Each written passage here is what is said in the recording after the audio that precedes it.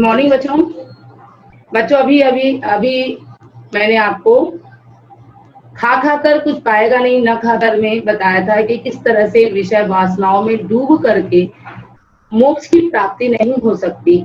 यदि हम इस विषय वासनाओं को, इस सांसारिक मोह माया को छोड़कर त्याग कर तपस्या में लग जाएंगे तब भी कोई लाभ नहीं होने वाला है।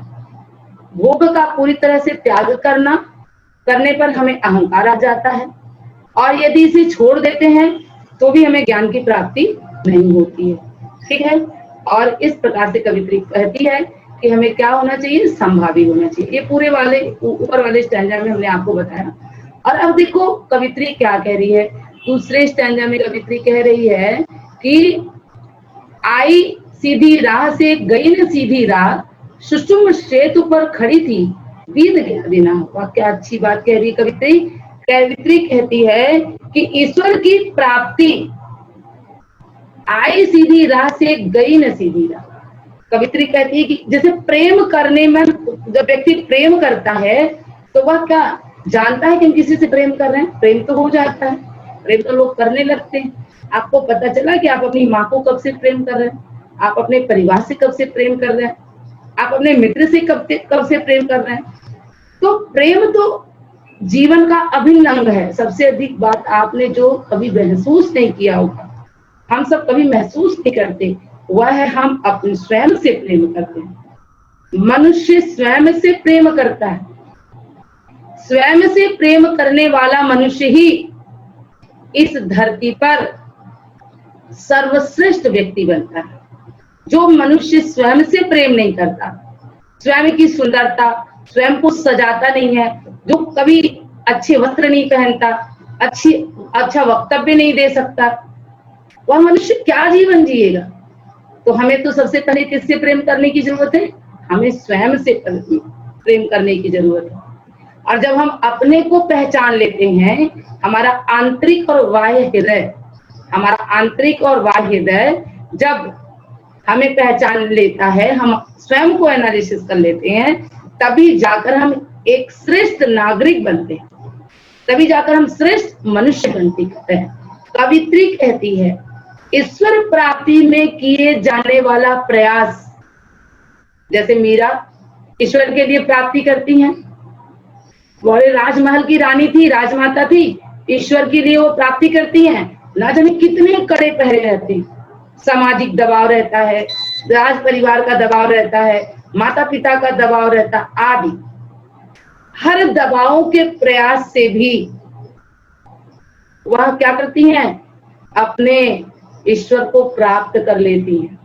जब वो ये प्रेम जीवन में, जब इस ईश्वर के प्राप्ति की शुरुआत होती है, तब वो सरल नहीं होती है आई सीधी राह से। जब वो प्रेम की शुरुआत होती है तो आंतरिक अनुभूति सी होती है और वो हो जाती है। जब हम किसी को अपने हृदय में बसा लेते हैं, तब उसे अपने हृदय से निकाल पाना गई न सीधी राह। जितने सरल और सहज तरीके से हम अपने हृदय में उसे बसा लेते हैं, उतने ही सहज और सरल तरीके से अपने हृदय से उसको बाहर नहीं निकाल सकते। ये निश्चित है। मनुष्य जितने सहज और सरल तरीके से अपने हृदय में प्रेम को बसा लेता है, उतने ही सहज और सरल तरीके से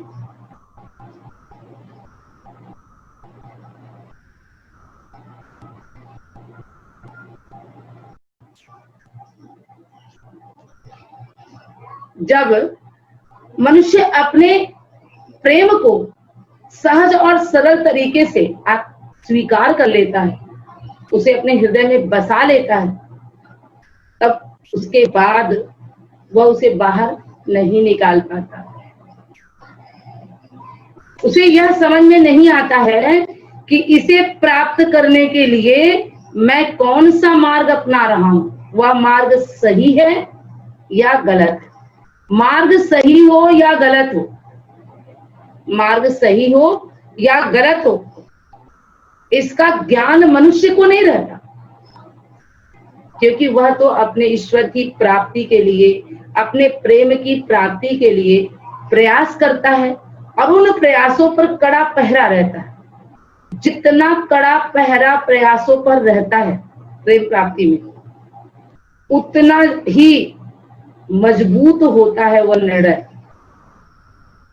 कवित्री कहती है कि सुषुम्न सेतु पर खड़ी थी, बीत गया दिना। कवित्री कहती है कि मैं ऐसी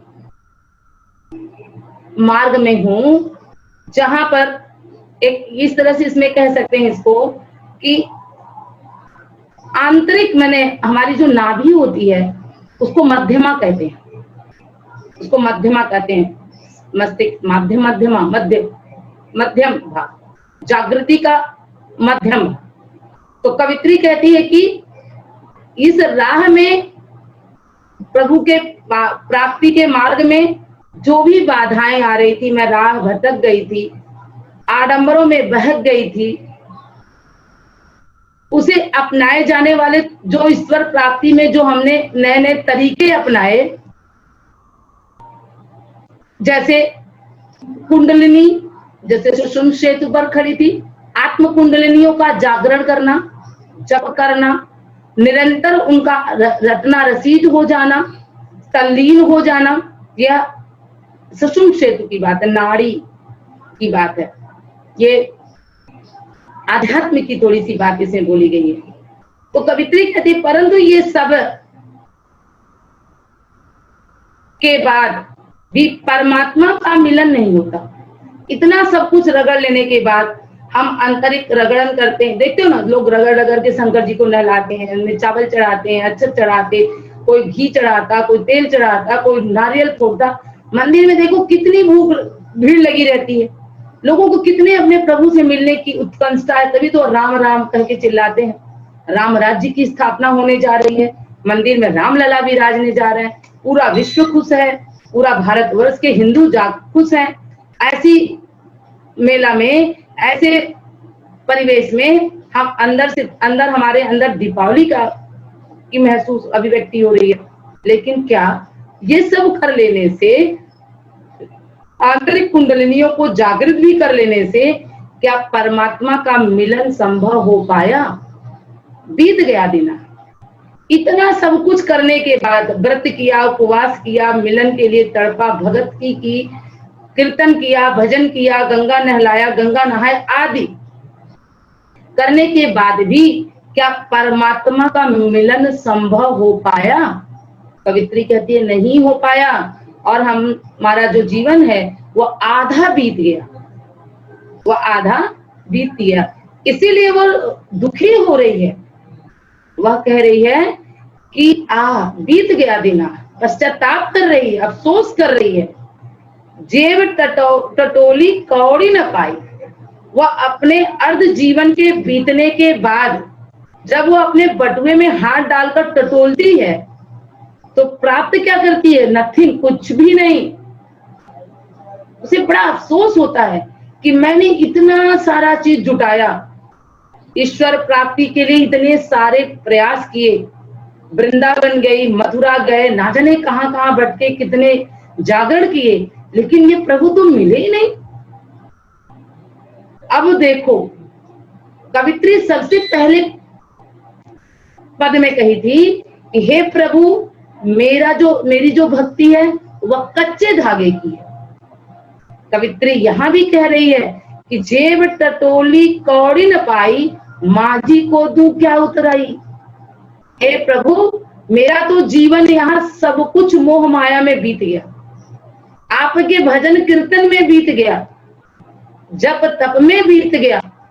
लेकिन जब मृत्यु को मैं प्राप्त होती हूँ और जब मुझे लेकर यमराज जा रहे हैं, उदाहरण देती है जिस प्रकार से नैया को पार करने के लिए नाविक, गंगा को पार करने के लिए नाविक जब नाव चलाता है तो जब उस पार लेके हमें उतारता है तो हम उसे पैसा देते हैं, लो भाई हमको तुमने नाव पार करा दी। लेकिन हे प्रभु, इस भव सागर से पार करा लेता है मुझे, और जब मैं पार उतरती हूँ तो माझी को तू क्या उतराई।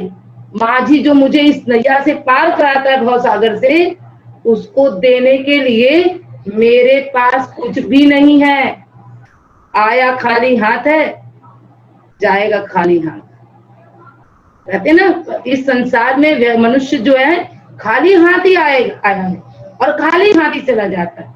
और इस खाली हाथ के आने और जाने में मुट्ठी बांध कर भी कभी देखो, बच्चा मुट्ठी बांध के आता है और हाथ पसारे जाता है।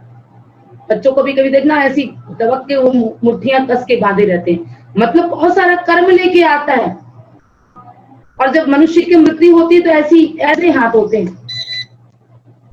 तो कवित्री यही चीज कहती है कि हे प्रभु, किस प्रकार से मैं क्या दूं इसे माझी को, मेरे पास तो कोई कर्म ही नहीं है शेष कि मैं इसे वापस दे सकूं, माझी को तो मैं क्या उतराई। तो बच्चों आपको समझ में आ गया होगा। आशा करती हूँ कि आप सभी बच्चे ज्यादा से ज्यादा सब्सक्राइब करें और इसे सुने और अपना अपना मार्ग प्रशस्त करें। आज के लिए इतना ही, धन्यवाद।